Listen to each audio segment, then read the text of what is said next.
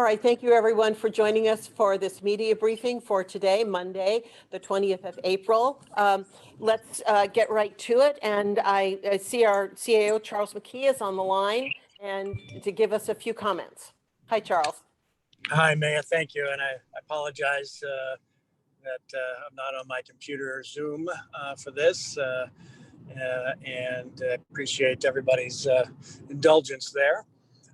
First off, I want to thank again the media for participating. We think it's a vital part of getting information to our community and a vital part of our democracy to have the media helping participate in this way. So the big things that we're talking about here at the county, obviously the numbers continue to keep growing. They seem to go in fits and starts and slowing down and up a little bit, and that I think is consistent with the way that health experts have said that the novel coronavirus would spread. And for a community like ours, luckily the numbers are still relatively low in the reported cases, but there are probably many more that are unreported at this point that Dr. Moreno could speak to a little bit more. But I think the takeaway is that we're still at significant risk, but also that we're doing a very good job as far as how we're addressing the situation here locally. The other big things that I think we are looking at here is the housing and the shelter and care plans and work that we're doing.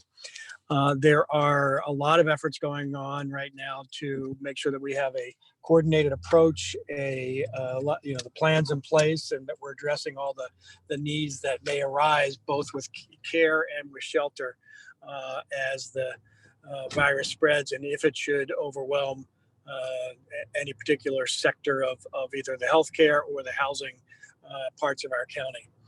On the alternative healthcare side of it, alternative care side, we are still going full steam ahead with working with the city of Marina and Joby Aviation to have an alternative care site that is looking at a 55,000 square foot alternative care site that would handle the overflow from the hospitals.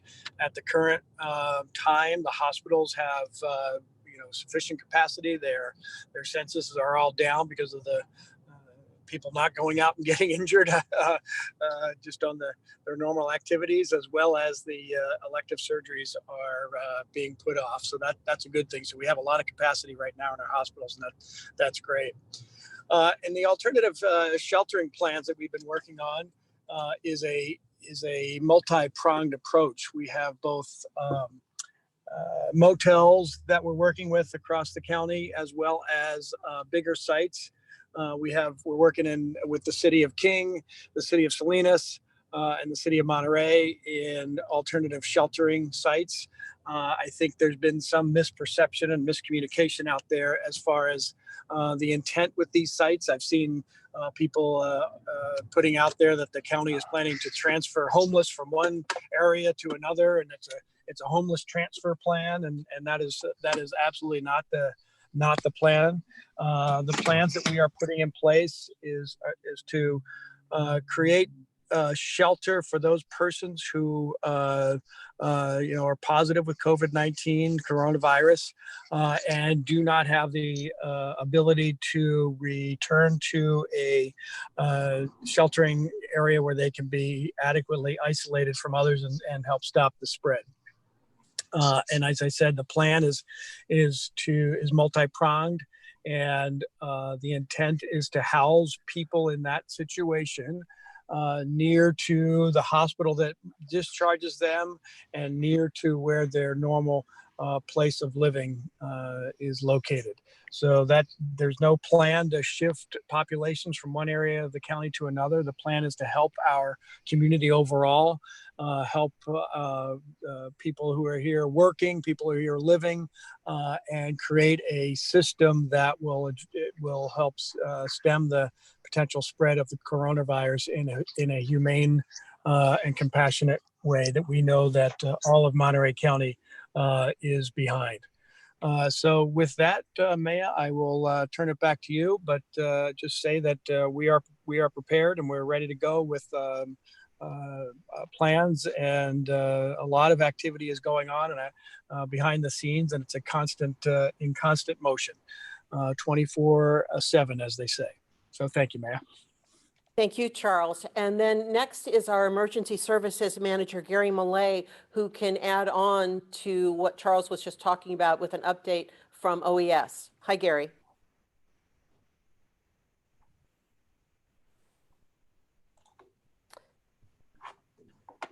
Gary, are you able to hear me or unmute?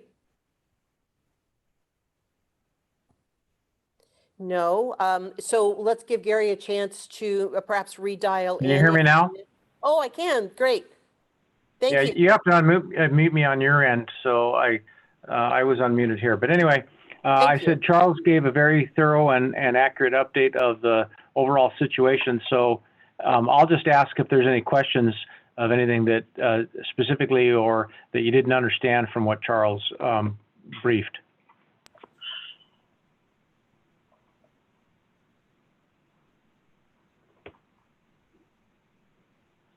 I can't hear anything you're saying, Maya. Can you hear me? No, that's my bad.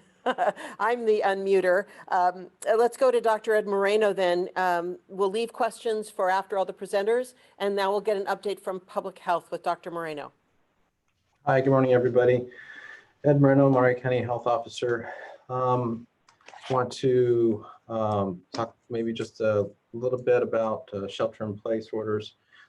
Shelter-in-place orders have been, as I mentioned before, effective in reducing the doubling rate, or extending the doubling rate, which means it takes longer for the number of cases in Monterey County to double, and that's a good thing, which means it's not spreading as quickly as we would have had if we did not have a shelter-in-place order.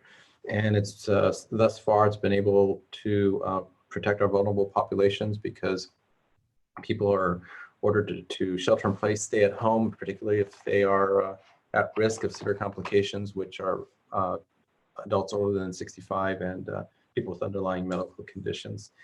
We haven't had a surge on our hospitals here in Monterey County, so that's a good sign. As far as plans for the shelter-in-place order, it does expire in the first week of May, and so I and the state health officer and my fellow county and city health officers all understand that we've been able to accomplish what we set out to accomplish by protecting our vulnerable populations in the hospitals against a surge. But we also recognize that it's the pandemic and the shelter-in-place combined do cause disruption to our social emotional disruption and also economic disruption. So at some point we will need to begin to ease some of the restrictions in the shelter-in-place order. So the update I have is that I continue to have conversations with fellow health officers on the Central Coast and in the Bay Area and the surrounding Bay Area on this. And I anticipate that, or what I hope to achieve and what our colleagues hope to achieve, is that we have if we go to some easing some restrictions, that it's aligned appropriately to any ongoing stay-at-home orders that the state health officer may update, or stay-at-home orders that the executive orders that our governor has put out. So that's the only update I have there on shelter-in-place. As far as testing, we do continue to provide for the testing, the number, sorry, the total number that we have most recently reported are 141 total confirmed cases of COVID-19 in Monterey County. Unfortunately, we are also reporting one more fatality of a Monterey County resident. So there's a total of 4 fatalities among Monterey County residents, and to be consistent in protecting the identity of the individual and respecting the family. I'm just going to show that this was an adult with underlying medical conditions that put them at risk for serious complications of COVID-19. As far as, and we will continue to update, we update daily. Sometimes we can't update daily because we're staff that, as a reminder, the staff that take this information and update are the same staff that are conducting disease investigations. And so if we have, from time to time, we have quite a few new contacts and disease investigations, which can be rather large, a lot of potential exposures.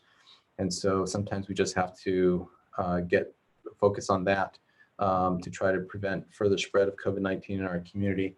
And so from time to time, we might not be able to update the data every day.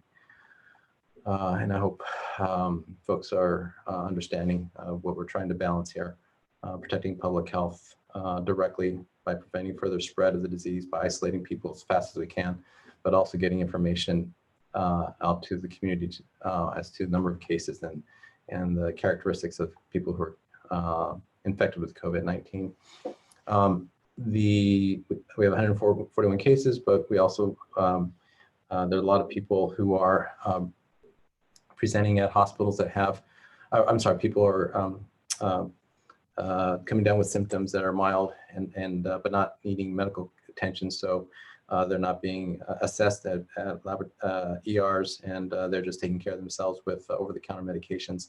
Those people, there's a lot of people like that who may have COVID, but they're not being tested. So this number of 141 represents a portion of all the people in Monterey County that have COVID-19.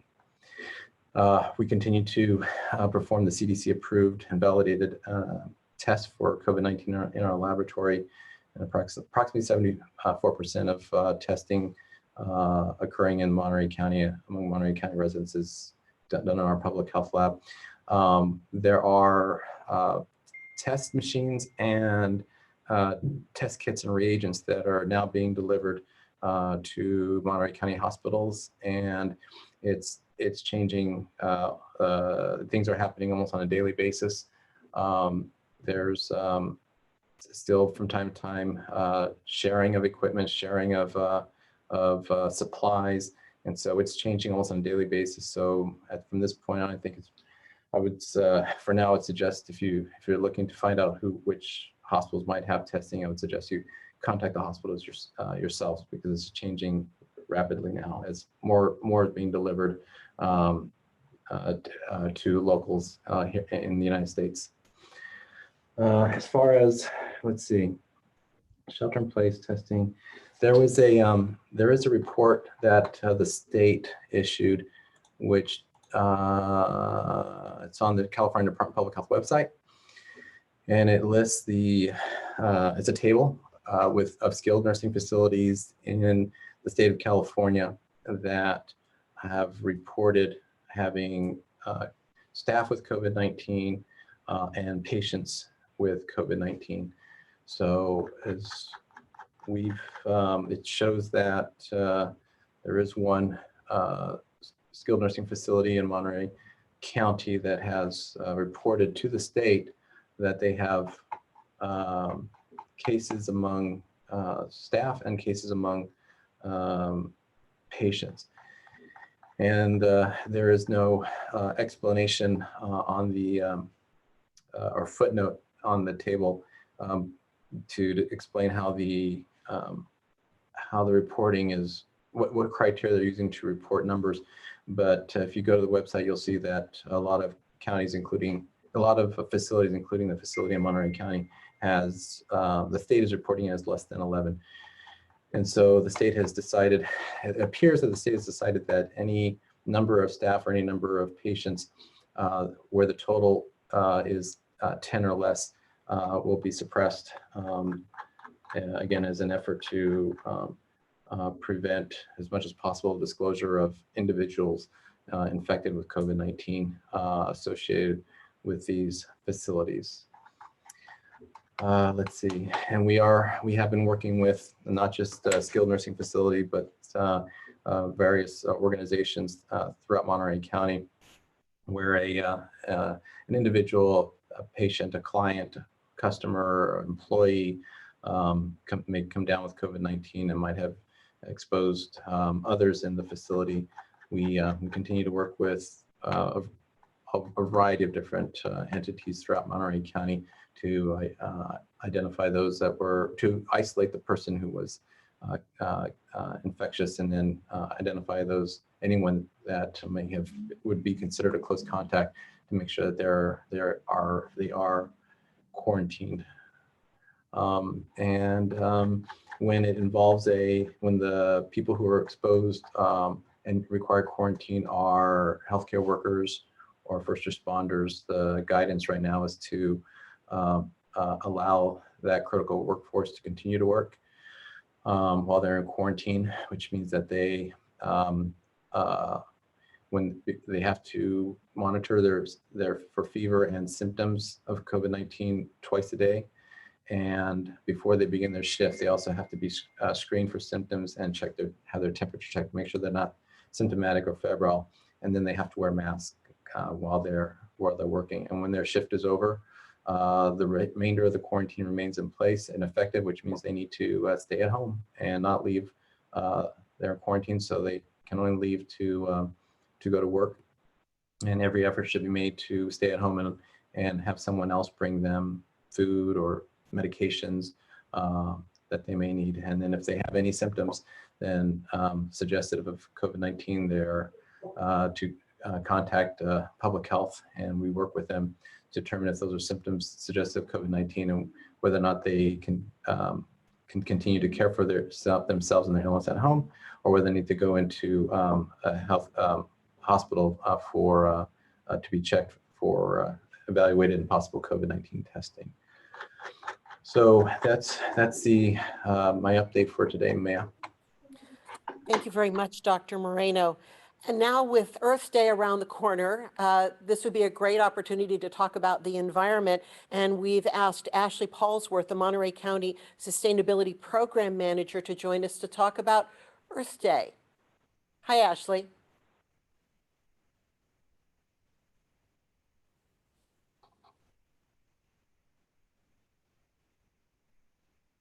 Ashley, are you, I see you're on the call, but you're muted. Okay, can you hear me? Oh, yes, there, go ahead. All right, great. Thank you so much for having me. And so this is actually the 50th celebration of Earth Day, and it's probably one of the strangest ones that we've experienced thus far. I know normally we all like to go out and do beach cleanups or plant flowers. But since we're going to be celebrating this Earth Day from home, we're asking people to connect through social media and share pictures of their Earth Day activities using the hashtag Earth Day at Home Monterey, based off of the national hashtag Earth Day at Home. And I just wanted to share a few ideas for ways to celebrate Earth Day at home, since you will be in your home and probably have been spending a lot more time there than usual. So one of the things that's near and dear, since we live so close to the ocean, is to kind of take a look at the plastic in our homes and see if we can substitute or reduce that. There's, an estimated 5.2 trillion pieces of plastic in the ocean, and looking in our homes first can be a great way to reduce. Most plastic does not break down at any kind of reasonable rate, and it isn't always recyclable if it's made of multiple types of material.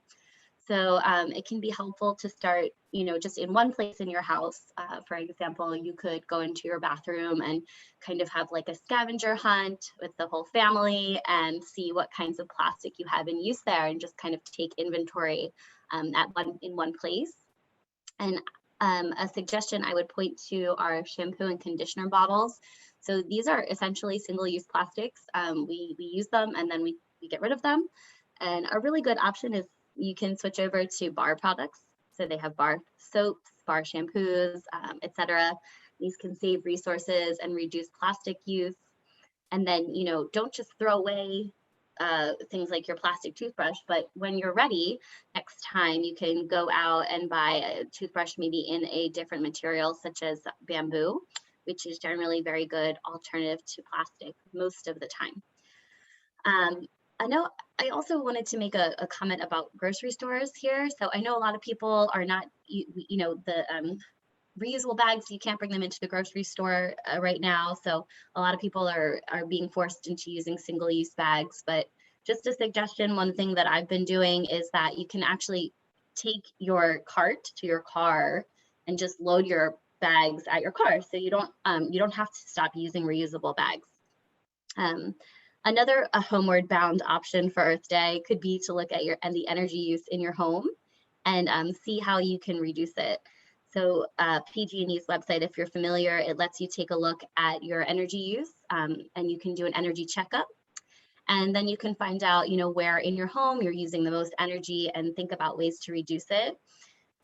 Really good plan there is if you don't have a smart thermostat, a programmable or a smart thermostat, you can get one of those and it will help you to set your temperature correctly and really save money and energy. You can also do some home improvement items to seal some of the leaks around your house if you are handy. The Department of Energy has a great website that shows where you could seal some of these leaks. And then some fun activities you could do with your family. You could try out a backyard compost. You could bring nature inside by building a terrarium, or you could have a meatless meal day. That'll reduce your personal emissions on that day. And then lastly, I just want to share that NASA's website has some really great Earth Day activities for the whole family. They have podcasts, science experiments, and other visuals that can help us all understand the awesome planet we live on. And that's all. Thank you, Maya. Thank you, Ashley. That was got a lot of good ideas from that. And then last in our lineup today is Richard Stedman from the Monterey Bay Air Resources District, who's going to share a little bit about the environment and what we're seeing as far as what the shelter in place has done for our air quality. Hi, Richard. Hi, Maya. Thanks a lot. Good afternoon, everyone. Well, in the face of this pandemic, I'm happy to report that there's actually some good news, and that's that we've been experiencing some of the cleanest air in decades. And that's true for this region as well as the state, nation, and internationally. Emissions from motor vehicles account for over 70% of our air pollution generated in Monterey, Santa Cruz, and San Benito County. Approximately 60% of our problem comes from our adjoining counties, such as San Joaquin and the Bay Area, where we see emissions from motor vehicles also come into our air basin. This air basin gets pushed down to the San Luis Obispo area, so it all flows downhill, so to speak. But in general, since uphill, we're not seeing a lot of increase, or we see a lot of decrease in emissions. I think besides our monitoring network that's just looking at selected pollutants, the visibility has been spectacular. And that's because of lack of a lot of these pollutants that are typically associated with combustion processes, whether it be motor vehicles or burning, that sort of thing. That's not to say this time of year is typically our cleanest period of air quality as we transition from the winter months where we see a lot of wood heating and prescribed burning because of fire danger. So we expect to see good air quality around now, but as we head into the summer, warmer months, we start to see that's when ozone season begins, because with sunlight and elevated temperatures, ozone is created from the byproducts of combustion, such as nitrogen oxides and volatile organic chemicals. So we expect to see, an elevation and increase in the summer months. But if this shelter in place holds, we can really take a look at what it's like not to have significant emissions from our mobile sources. The other interesting side is that this is a really grand experiment that we can see what the air quality will be like when California moves to a zero emission transportation fleet. And that's what we've been trying to do with electrification and so forth. So the longer the stay-at-home order remains in fact, the greater the air quality benefit. I know that's very little to make up for how serious and devastating this pandemic is, but it does allow us to get a snapshot of what the air quality could be without a lot of contribution from motor vehicles. And I'll leave it at that. All right, thank you very much, Richard. And now that's all of our presentations, and I want to get to questions. I'm going to start with some of the questions to be directed to Gary Millay because he has to leave at 12:30. So Gary, I'll start with you. Here's a question.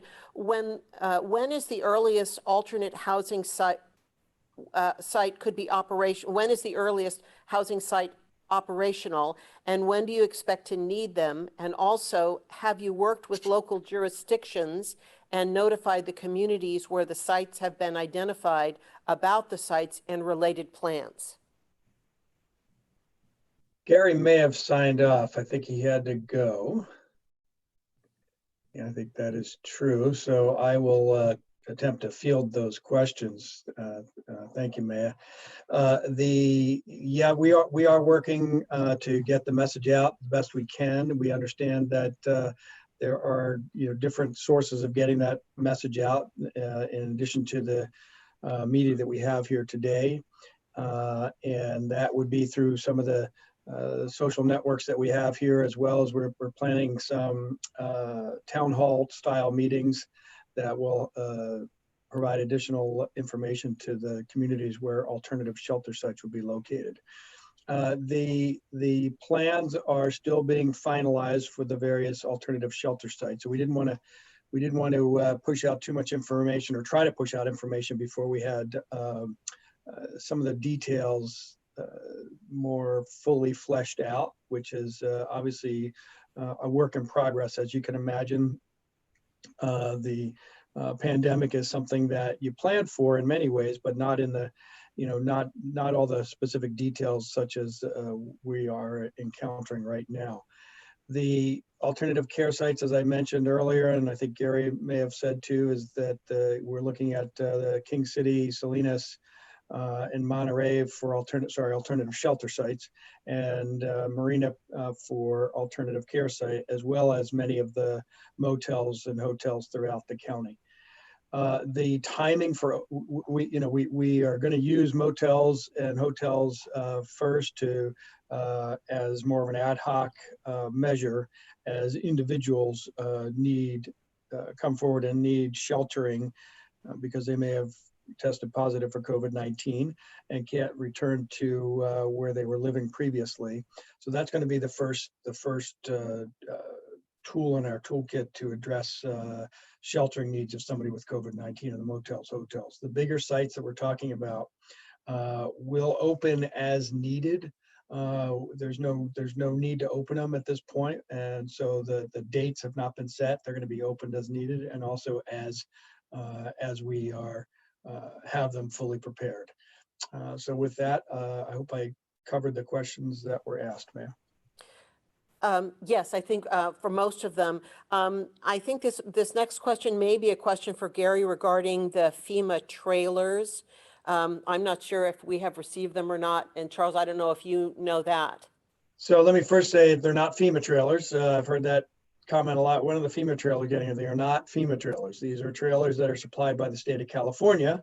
I don't know if California will be getting reimbursement from FEMA, but these are not FEMA trailers. These are state of California Office of Emergency Services supplied trailers. We have received 15 so far. 10 are currently down at San Lorenzo Park in King City. And we have 5 more stationed at the Marina Airport so that we can deploy them as needed. We are still in the queue to receive 80 to 90 more trailers in addition to the 15 that we have. Thank you, Charles. And I think you should be able to answer this question. How is Monterey County dealing with people living in overcrowded conditions who have been diagnosed with COVID-19 in order to prevent further community spread? I think that would go to the alternative housing sites. Yeah, I think that I think the first key there is the investigation that the health department does to determine whether somebody can safely return to their current living situation and isolate themselves. That's the first step in that process is the fine work that the health department and through their public health bureau is doing to make sure that the patient that might be discharged from a hospital has a safe place to go. And if they don't, that's when they work with the care and shelter branch of the EOC, that the Emergency Operations Center, the care and shelter branch there works to find alternative housing for somebody at that point. And so we want to, as I said, it's a multi-pronged approach, and the first step is the health department determining the need, and then the need, if it's to go outside of their current housing situation, then it goes to the care and shelter branch.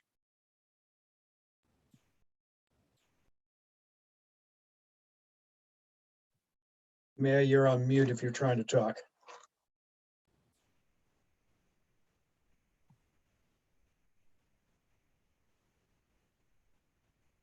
I am not hearing you, Maya.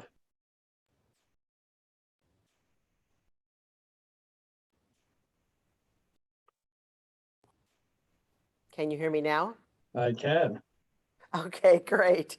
Here's a question for Dr. Moreno. Are we expecting a potential face covering requirement similar to San Benito County, which is putting that in place?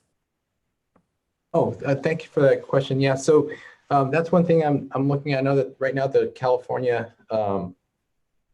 health officer has provided guidance on face coverings, so anyone that wants to use face coverings can do so. I know that there's some employers are already requiring that for some of their work settings.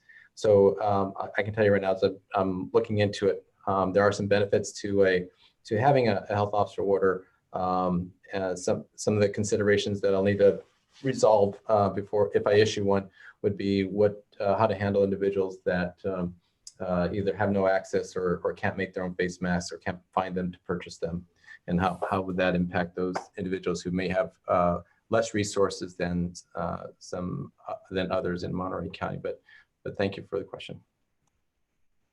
Thank you, Dr. Moreno. And here's another one for you. What information can you give to the public about the 4 people who have died from COVID?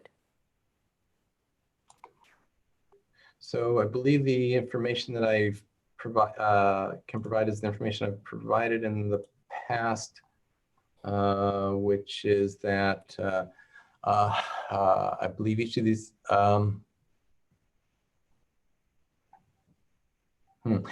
Thank you for the question. I have to go back and look because now that we have 4, I can't. I know it's only 4, but I didn't look before this call to look up again their underlying conditions. I can tell you though that this particular individual was an adult and did have underlying conditions that predisposed them to complications and death. This is a follow-up question to that. Is everyone who has died that we've recorded a Monterey County resident? Yes. So health departments, county and city health departments only report on events that occur among their residents. So the 141 cases are individuals, Monterey County residents, and the 4 deaths from Monterey County residents. Right. And here's another one for you. There's a spike of cases in the Salinas Valley that, according to your statistics, started 2 weeks ago when the shelter in place was already 3 weeks old. What do you think is causing that spike, and what are you doing to stop it? How bad is it going to get? So read the first part again. There's a spike. Yeah, there's a spike in cases in the Salinas Valley that this reporter is saying is, according to your statistics, started 2 weeks ago when the shelter in place was already 3 weeks old. Okay, so I'm not, I'll have to look into that. We don't report by the valley, we report by region. So there's a Salinas area, Peninsula Big Sur area, North County area, and South County area. If the person asking believes that there's a spike in the Salinas Valley, I'll look into it and see if there's something particular about the valley itself. And this looks like it may clarify that question a little more. What does a spike in new cases now, when everyone is hoping shelter in place is going to end soon, portend about the possibility of having to extend the order? So at this point, I wouldn't say that there's a spike in cases. What we follow really are the doubling rates, we have been able to prolong the doubling rate in Monterey County. So that's really what we're looking at, and our epidemiologists have been looking at that, and we still have an extended doubling rate, which in part is due to sheltering in place. But yeah, at this point, I wouldn't say that we're having spikes. We do have some, as I mentioned earlier this hour, we do investigate all cases that of confirmed COVID-19 in Monterey County. And there are some cases that, as we investigate, have small number of close contacts, just a handful of close contacts, and others that have many more contacts. So as we get, if we have several large contact investigations occurring around the same time, and people become sick with COVID because of it, we would see, expect to see more cases being reported to us. And then if we don't have any large outbreak investigations for a while, sometimes we might see some fewer people converting and becoming positive. So it changes from day to day. You can look at our the graph on our webpage, and you can see there's still variability from day to day on the total number of new cases. All right, thank you. And here's another question. The CDC is only counting deaths in which the presence of coronavirus is confirmed in a laboratory test. What is the policy for the county? And could there have been additional COVID-19 caused deaths that are not in the current official count of 4 because of the lack of a test? Could there be other cases of COVID-19 that weren't confirmed with a test? Yes. So there are people who have no symptoms at all, who are exposed to someone with COVID-19, and during the 14 days after their exposure, they actually have been infected with COVID-19 and are believed to be infectious, but they have no symptoms. So right now, those individuals most likely wouldn't be tested. Then you've got some people in a similar situation who have mild symptoms, and if they have mild symptoms, and they don't need to see, they don't think they need an evaluation for further evaluation to get, for example, chest X-ray to see if they have pneumonia or testing. They may just treat themselves with over-the-counter cold medicines and write out their COVID illness. So yeah, there are people out there. There's also there will certainly be some people who do feel they need to get to a hospital either because they think they need some medical attention, or they're sick and they're healthcare workers, and they've been instructed to seek medical care for most likely testings, because if they're positive, they would have to be removed from the work site, from a healthcare setting. And certainly some of those individuals might have symptoms, but their test may be negative. And so with just about every test, there's an amount of tests that are falsely negative, meaning the person has the disease, but the test was negative. So there are some people out there who are going to test negative, but still had COVID-19. And then at that point, it's important for the healthcare provider to counsel the patient and let them know that your test was negative, but you have the symptoms of COVID-19 because they've been treating patients with COVID-19 for a while now. And they may say you really need to treat yourself as if you have COVID-19 and you need to isolate yourself and follow the CDC guidance. And the CDC does have guidance for people who are sick, who most likely have COVID-19, but they didn't get a test or their test was negative. And that is to stay in isolation, and then they can leave isolation when at least 7 days have passed since onset of symptoms, and 3 days have passed with no fever and improved symptoms.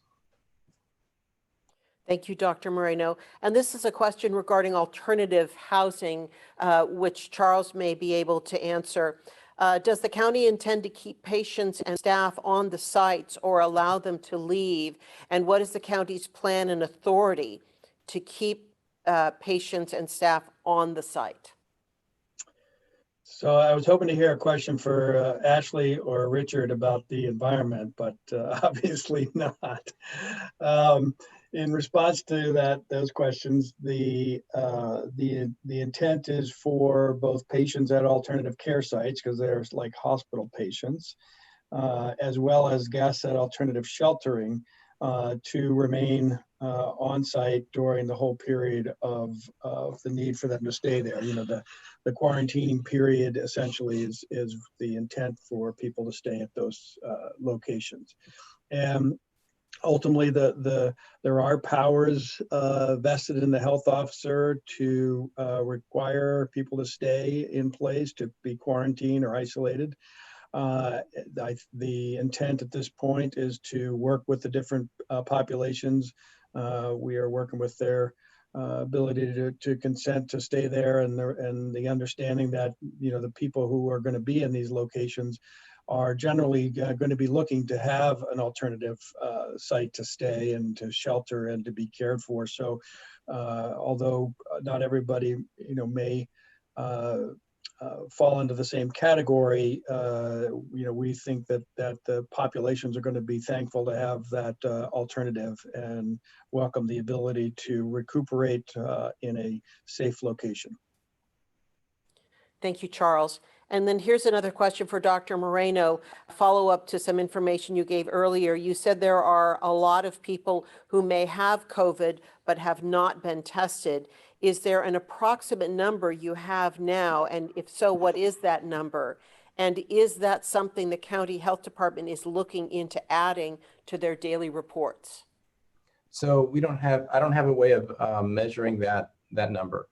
And the best way to know if we have to estimate how many cases we have in Monterey County, or the proportion of individuals living in Monterey County who have the virus, would be to expand testing. And so until the nation has resolved the issue of and it has expanded testing, it'll be challenging for us to estimate how many total Monterey County residents have COVID-19. And Dr. Moreno, you mentioned a state report regards to an outbreak at a local skilled nursing facility. I have a question about which facility it is, and is the link to that report something that you could provide?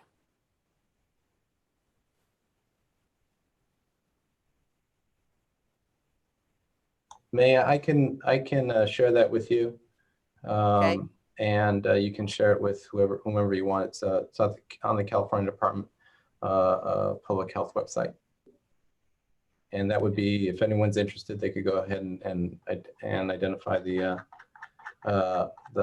skilled nursing facility by county. All right. And then here's a question regarding alternative care and housing sites. What is the county budget for those sites? See if Charles may be able to answer that question.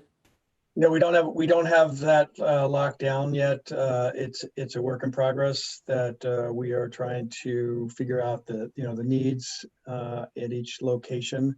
A lot of the costs are reimbursable by the state and federal governments, and that's something we are obviously exploring immediately. I will note that hotel rooms, motel rooms at this point, if they are not occupied, by someone who is currently, previously experiencing homelessness, that the current rules do not allow reimbursement from the state and federal government for those persons, and yet there are many hotel motels that would like us to book blocks of rooms, and not just wait at the last minute to request a room. And we're working with the motel operators on that issue, but that could be a cost that is not may not be reimbursable in the end. So the final numbers are something that we are working through, because we don't know exactly how long the pandemic's going to last, all the services that we may need to stand up, and the costs associated with those. Thank you, Charles. And for Dr. Moreno, have you seen any outbreaks within the homeless community, and what kind of monitoring are you doing in the homeless community? Hi, Maya. Let's see.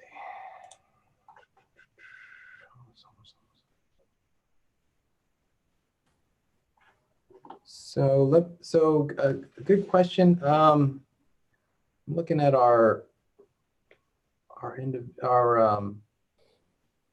county webpage, and I don't see that we're listing any. We're identifying individuals by their socioeconomic status or their housing status. So I apologize, I don't have an answer for you right now, but I'll check with I'll inquire with our epidemiologist in terms of what our policy have been in the past, and about reporting on that type of demographic. Thank you. And here's a question about the shelter-in-place restrictions. I think you may have spoken about this before in regards to when you might plan to ease restrictions. San Luis Obispo County has less cases reported than Monterey County, and it is extending its shelter-in-place until at least May 16th. Okay. Well, I'll look into that. Thanks. And also another question for you. Can someone die of COVID-19 without symptoms? I've not heard of any or read of any reports of people dying of the virus killing someone and the person didn't have symptoms attributable to the virus. So I'm unaware of that happening. Also, what are the percentage of false negative tests? I don't have information on testing out of the CDC or the other quicker tests that the hospitals have now. I don't know what that would be. All right. And then what is is there a policy for counting deaths? Can the person asking the question provide a little more detail? Yeah, Asaf, if you could resend your question with a little more details, we'll get back to that.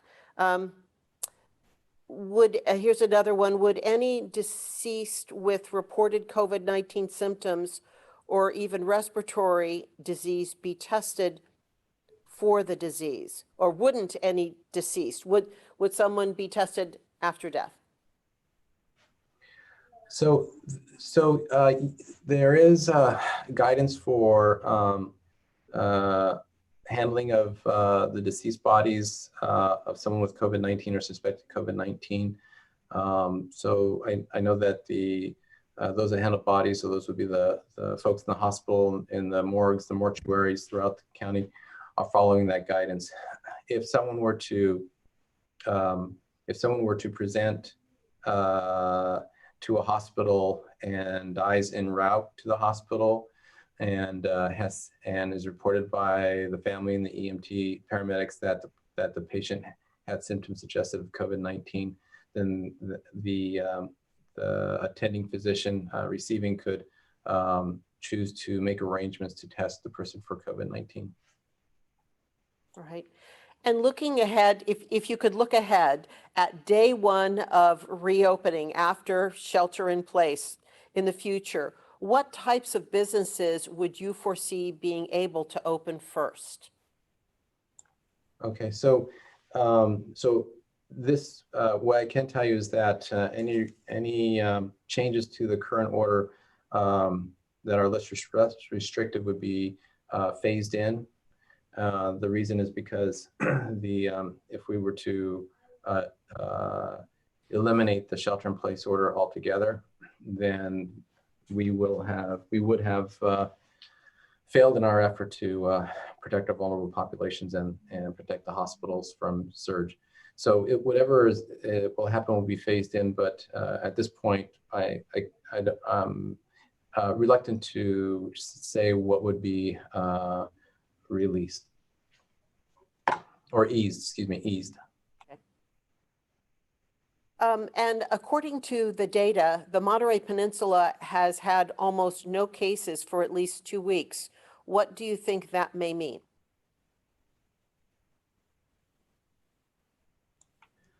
Let's see. So I apologize for, I'm happy to take the answer, but I'd have to go back and look at, compare the rates of confirmed cases by region. So I would really wish I could answer you today, but I'm not prepared to answer that question. Sorry. Right. And then here's another question about hotels and motels. I'm hoping Charles may be able to address how many hotels and motels currently are available for alternative housing or shelter. Where are they located, and how many more does the county hope to have? Well, we hope to have numbers that are sufficient to handle the need. That's the hope. We also recognize that as the agricultural worker community increases with the, as the season progresses, there are a lot of agricultural workers that use many of the hotels and motels throughout Monterey County for to live during the growing season. So that takes up quite a bit. The locations, I'm not aware of exactly the locations, and what I'm happy about that, because I don't want to necessarily have to identify specific locations, because I think we need to make sure that the appropriate privacy is afforded to anybody who might be housed at one of those hotels and motels. They are in different areas in the county. That's something I am aware of, but I don't have an actual number as far as number of rooms, because we are treating this as trying to be as flexible as possible and not lock up rooms prematurely, but at the same time have sufficient capacity if the need should arise. Thank you, Charles.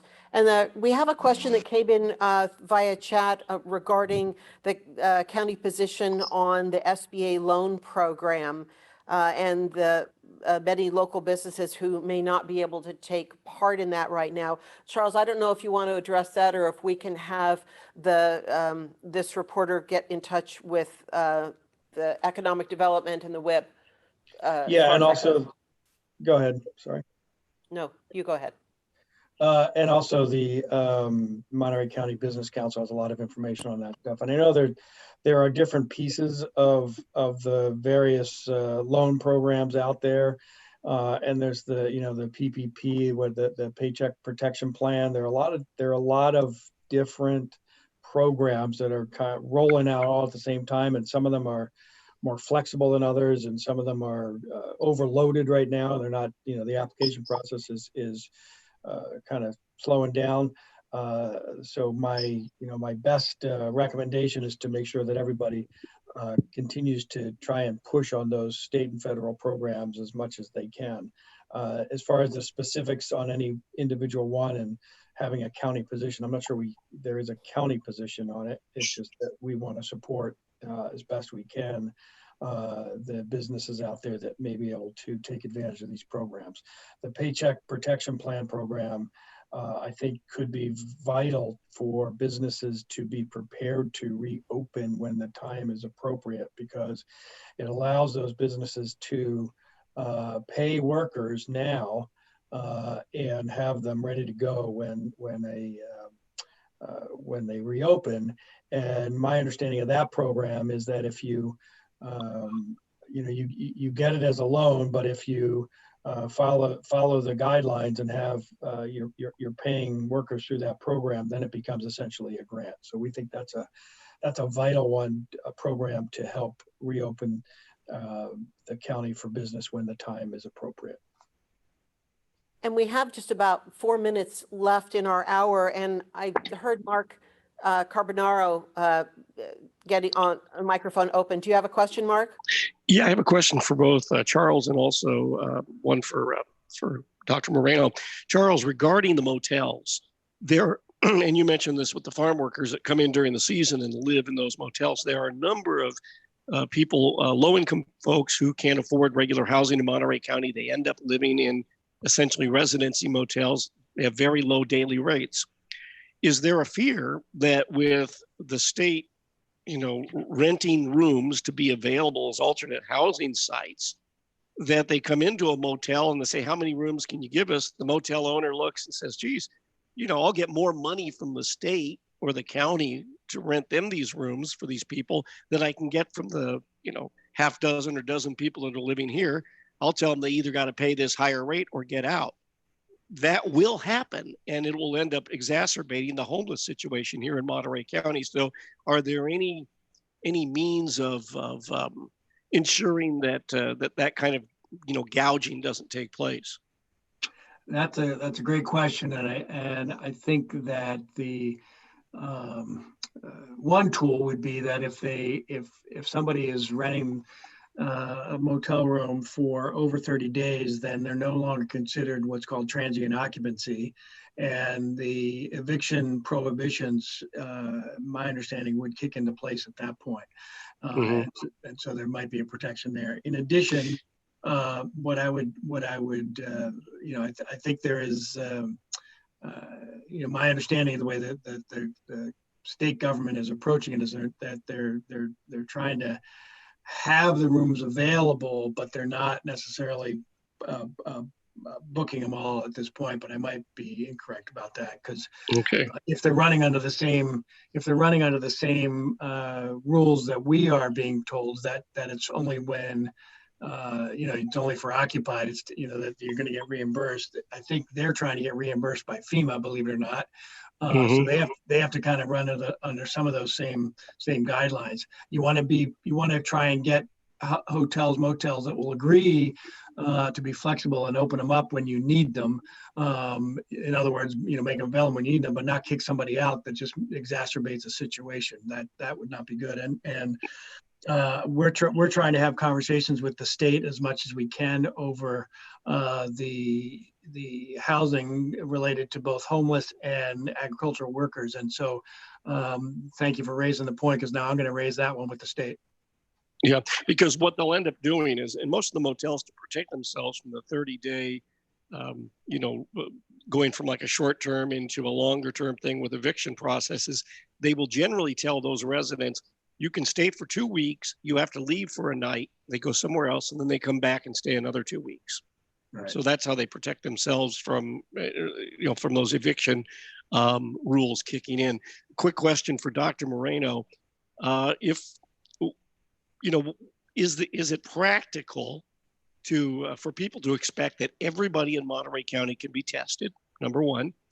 And also, if a vaccine is developed, everybody's going to want that shot. Any idea how long it would take to vaccinate 400,000 people or even test 400,000 people? Because some of the attitude that you're getting from a lot of people is, well, I don't want to do anything until there's a vaccine or until they can test everyone. And I don't know how practical it is that you can test 400,000 people in a reasonable amount of time. All right, so it's 1 o'clock and your question deserves more than a minute answer, but I'll do my best. You want to hit it on Wednesday? How about if we pick it up on Wednesday? Let me get something back to you right now. So is it practical to test everyone in Monterey County? I would say ideally we would want to test people who have symptoms and people who are asymptomatic who've been exposed to see if they are asymptomatic but infectious. And that's what we would like to do, but we don't have enough capacity yet in the United States, or at least in this part of California, to do that. Just as one caveat there is that someone may want to be tested and they don't have symptoms, and they have negative tests, but the next day they could become infectious, but they're walking around thinking that they don't have COVID-19. So testing people who don't have symptoms is mostly for, and haven't been exposed, to see if they actually have the virus. That's probably helpful in the terms of doing surveillance to see what proportion of the population at any given time is actively infected with COVID-19. But again, we don't have the testing capacity in the United States to do that. So for now, we'll still stick with using the testing that we have at the hospitals and the laboratory to test people who have symptoms of COVID-19. And then if we need to prioritize, we'll prioritize and people who are being hospitalized for isolation purposes, but also testing individuals who are healthcare workers and first responders if they develop symptoms, to get them out of the workforce so they don't expose others in the hospitals or in the police departments. And then as our capacity allows, we'll also test people who are sick, but aren't necessarily considered a priority group. And we'll do that in our hospitals. We'll continue to do that as long as our capacity allows us to extend a little bit beyond our priority testing. So as far as vaccination, I think anyone who's sheltering in place and waiting for a vaccine, at this point, I don't think that's unreasonable to want to do that. But I don't have any idea at this point, other than what's being reported at the federal level, as to when our country might expect to have a vaccine. As far as vaccinating people, when we get to that point, when we get a vaccine, there'll be people in the United States, or I'll just stick local. There'll be Monterey County residents who already had the infection, and a policy will need to be developed at the national and state level as to who gets the first doses of vaccine. Without the promise of a vaccine in the near future, I haven't seen any. I haven't read anything yet as to what the policy would be. We did have some experience with this with H1N1 when the first vaccine was made available, and there were working groups with county health officers and health directors with California Department of Public Health working to decide which healthcare facilities would receive the first shipments of H1N1 vaccine, and who the priority groups were. So I imagine we'll have something similar like that when a vaccine is eventually developed, approved, and the first shipments come to California. Thank you, Dr. Okay, thank you very much. And that ends our time today. Thank you very much for joining us on our briefing today. Our next briefing will be on Wednesday, and we'll see you then. Okay, and you have been listening to the Monterey County Coronavirus Task Force briefing, which is 3 times a week, Mondays, Wednesdays, and Fridays. And we're happy to bring that to you here on Power Talk Radio on 101.1 FM. Want to also remind you, coming up again this afternoon around 2:30, 3 o'clock, the White House